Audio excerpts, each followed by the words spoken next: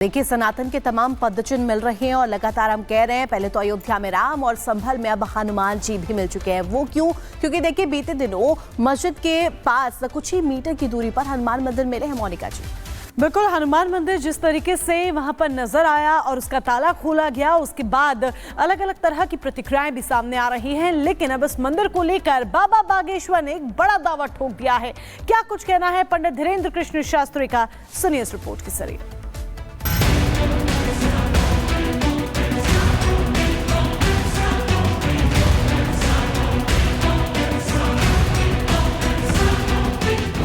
बाबा का बड़ा दावा, बाबा बागेश्वर ने जोड़ा संभल का अयोध्या कनेक्शन। बाबा ने कहा, अयोध्या में आ गए श्री राम तो संभल में हनुमान नहीं तो कौन आएगा। संभल में एक के बाद एक मिल रहे सनातन के सबूत गवाही दे रहे हैं कि संभल में सनातन के कई और भी राज हैं जिन्हें साजिशन दफन कर दिया गया। लेकिन अब सच जमीन फाड़कर बाहर आ रहा है। पहले जामा मस्जिद में मंदिर होने का दावा, फिर संभल के पास मिले हनुमान मंदिर को लेकर अब बाबा बागेश्वर ने बड़ा दावा किया है।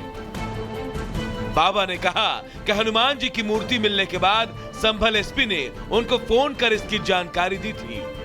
बाबा बागेश्वर ने कहा कि संभल में हमारे प्रिय अधिकारी वहां के एसपी हैं, बहुत अच्छा काम कर रहे हैं। संभल में हमारे एक बहुत ही अच्छे प्रिय अधिकारी हैं, आईएएस हैं, वहां के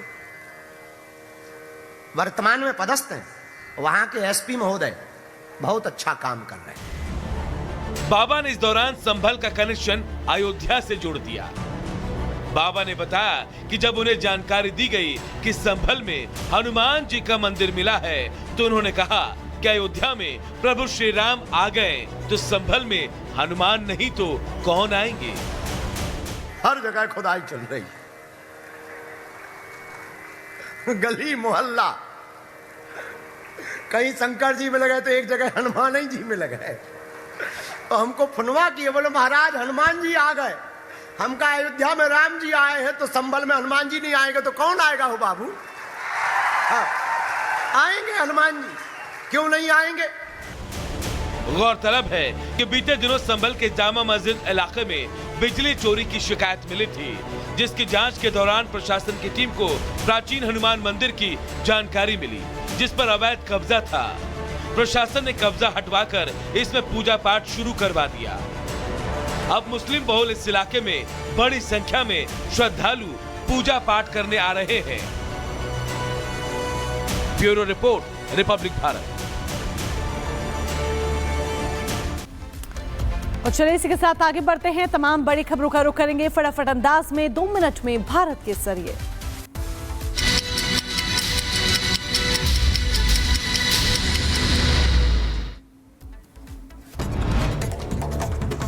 देश भर में नए साल 2025 का शानदार स्वागत। आतिशबाजी से आसमान में दिखी रंग बिरंगी लाइटें। दिल्ली, मुंबई, लखनऊ, लगातार तमाम राज्यों में भी तस्वीरें आई।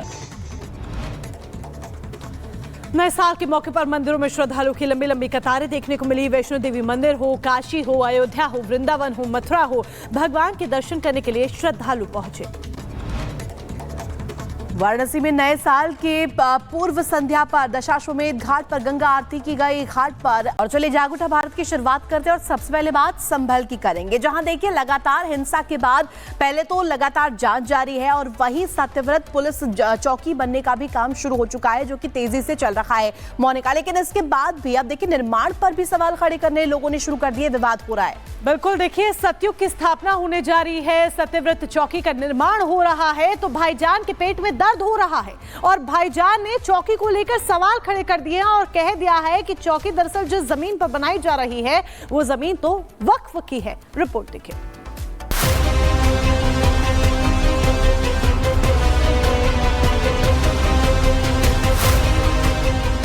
नवंबर 2024 वो तारीख थी जब संभल मस्जिद के बाहर सर्वे के दौरान हिंसा भड़क उठी थी।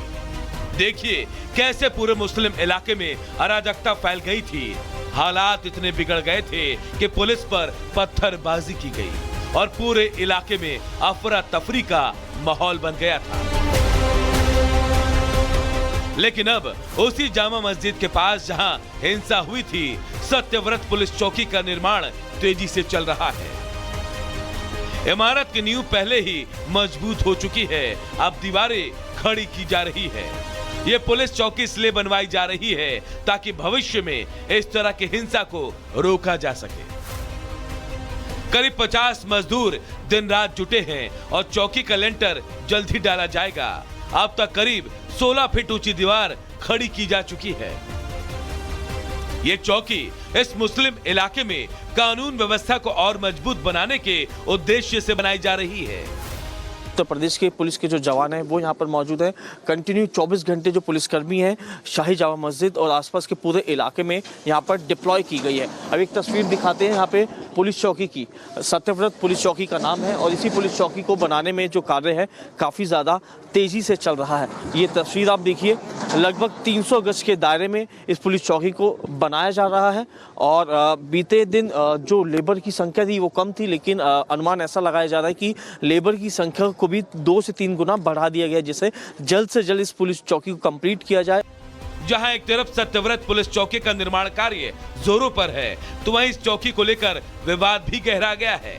कुछ स्थानीय लोगों का दावा है कि सत्यव्रत चौकी का निर्माण वक्फ की जमीन पर किया जा रहा है। जामा मस्जिद के सामने बन रही पुलिस चौकी पर एमआईएम अध्यक्ष असदुद्दीन ओवैसी ने बड़ा दावा किया। उनका आरोप है कि संभल की जामा मस्जिद के सामने जो पुलिस चौकी बनाई जा रही है वो वक्फ बोर्ड की जमीन है। पुलिस स्टेशन, पुलिस आउटपोस्ट, शराब खाने तो आप बहुत खोल चुके हैं मुस्लिम इलाकों में। आप ये चीजों को खोलिए, स्कूल को खोलिए, अस्पताल को खोलिए। शक करने की सोच को आप मजबूत कर रहे हैं इस तरह की हरकतें कर संभल में। पुलिस चौकी का निर्माण वक्फ बोर्ड की जमीन पर होने के दावे को संभल के डीएम ने फर्जी करार दिया है। संभल के डीएम ने दावे के कागजात को फर्जी कहा और बताया कि ये अनरजिस्टर्ड डॉक्यूमेंट है। जो भी ऐसे फर्जी दस्तावेज फैला रहे हैं उनके खिलाफ एक्शन होगा। सत्यव्रत पुलिस चौकी का निर्माण चल रहा है। अभी तक जितने भी दस्तावेज आए हैं उनको लेकर के कोई भी प्रभावित और विधिक पक्षकार हमारे पास नहीं आए हैं। कोई भी व्यक्ति जिसका इस भूमि के ऊपर स्वामित्व था वो व्यक्ति हमारे पास नहीं आए हैं, या जिसने वक्फ भी किया है वो भी व्यक्ति नहीं आया है। और वर्तमान में जो डॉक्यूमेंट हमें दिखाया जा रहा है वो भी अनरजिस्टर्ड है। भले ही सत्यव्रत पुलिस चौकी के निर्माण पर विवाद है, लेकिन संभल प्रशासन चौकी निर्माण पर अडिग है। इस चौकी का निर्माण सिर्फ कानून व्यवस्था बनाए रखना ही नहीं, बल्कि ये एक सुरक्षा घेरा भी होगा, जिसके जरिए जामा मस्जिद के आसपास संवेदनशील हिस्सों पर लगातार नजर रखी जाएगी। Bureau report, Republic Bharat. तो लगातार इसको लेकर सवाल खड़े किए जा रहे हैं। सबसे पहले जब हिंसा होती है उसके बाद से ही संभल विवादों के घेरे में आ गया है और सर्वे के वक्त से ही विवादों के घेरे में आ गया। उसके बाद हिंसा और उसके बाद धीरे धीरे नए नए मामलों में जो मोड़ हैं वो आते जा रहे हैं। अब वक्फ दावा करता नजर आ रहा है कि चौकी तो दरअसल जमीन जिस जमीन पर बनाई जा रही है वो वक्फ की है। लातूर में किसानों की 300 एकड़ पुश्तैनी जमीन पर दावा ठोका हुआ नजर आ रहा है। वक्फ की मनमानी कहां पर हुई वो भी जान लीजिए। अहमदनगर में काफीनाथ मंदिर की 40 एकड़ जमीन पर हक वक्फ ने बताया। बीदर किले की 17 इमारतों को वक्फ संपत्ति बताया हुआ है। केरल मुनम्बम तट की 404 एकड़ भूमि पर दावा ठोका है वक्फ ने। वाराणसी यूपी कॉलेज पर भी दावा ठोका हुआ है वक्फ बोर्ड ने, लेकिन दावा ठोककर पीछे हट गया था। ये वक्फ समय समय पर अपनी मनमानी करता रहता है और किस तरीके से इसकी बानगी देखने को मिलती है वो हमने यहाँ पर बताया कि बीते दिनों भी किस तरह से जो मामले हैं वो सामने आए। और अब बात करेंगे सपा सांसद जियाउर रहमान बर्क की, जो देखिए चौतरफा घिर चुके हैं। पहले तो हिंसा के आरोप उन पर लगे और उसके बाद बिजली चोरी के मामले में उनके ऊपर कार्रवाई लगातार होती हुई नजर आ रही है। और अब तो बिजली विभाग ने नए सिरे से नए तरीके से शिकंजा कसने की तैयारी कर ली है। कैसे, रिपोर्ट के जरिए आपको दिखाते हैं।